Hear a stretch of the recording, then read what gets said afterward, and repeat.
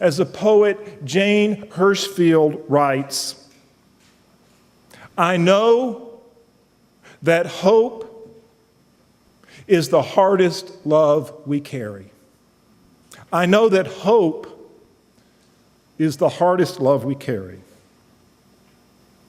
My brothers and sisters, our privilege and our joy as disciples of Jesus Christ is to carry this gift of hope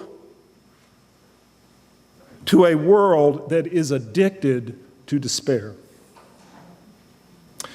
Now, I have prayed a lot about what to say to you, and in past years, I've tried to talk about specific diocesan programs, sort of like a preview of the new TV season. But today, I want to talk more about a sort of big picture. I want to talk specifically about our diocese, and I want to tell you about our finances, and especially our indebtedness. I want to talk for a moment about the Episcopal Church and a moment about the Anglican Communion. So, how do we walk in faith and hope and love in the age of confusion? Well, being an old English teacher, I kept trying to come up with a metaphor, and I came up with plenty of metaphors. I tried the sort of church as a sailboat. I tried church as a marathon. I even, having been to Lambeth, tried church as a tea party. None of those were terribly satisfactory. And so the line that finally came to me that has been resonating in my heart is this. In an age of confusion, we must hold on to Christ for dear life. There is a gift to turbulence, and the gift is that turbulence clarifies our focus. It's why we know what matters and what doesn't matter at moments of birth and at moments of death. In those crucial moments, we know what we need to hold on to, and we know what we can let go of. It's why when you talk to folks in the emergency room, they have no trouble articulating their deepest desire. We are on a pilgrimage. We're on a great adventure with Christ and in Christ, even as we journey to Christ. And God is calling for us to get better at holding on for dear life to Jesus Christ. God is calling for us to put our whole trust in Christ's grace and love and not in anything else. It's why Jesus told the disciples to travel light, because what matters is the going out, not what you carry with you, because you know that Jesus will be wherever you are. So, one, what does this mean for our diocese? As we grow into the 21st century, we are going to know how to do church in a new way that travels light but holds on to the essentials. In this wonderful age of pluralism, we need to know who we are. And I want to tell you that we have got to stop knowing about Jesus Christ. And we absolutely have to know Jesus Christ firsthand.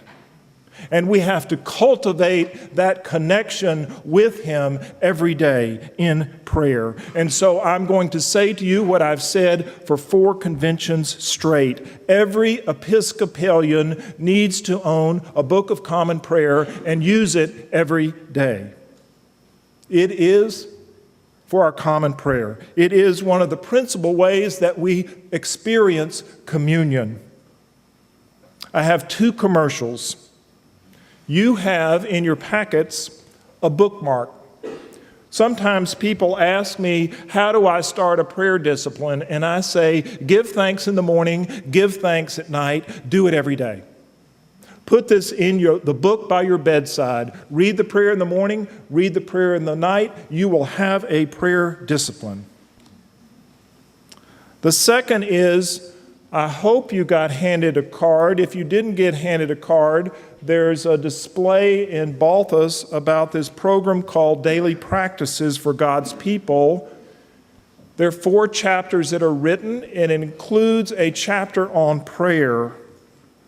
And I believe that this is a wonderful way to help one another hold on to Christ for dear life. And we are so shamelessly proud of this that even though Catherine has to drag all this stuff back, we want to give her a copy of it. So if Charlotte will do that for me.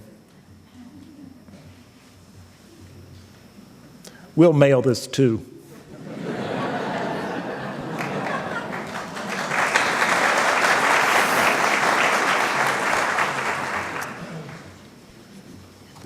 This brings me to our diocese and the financial challenges we face, which are many.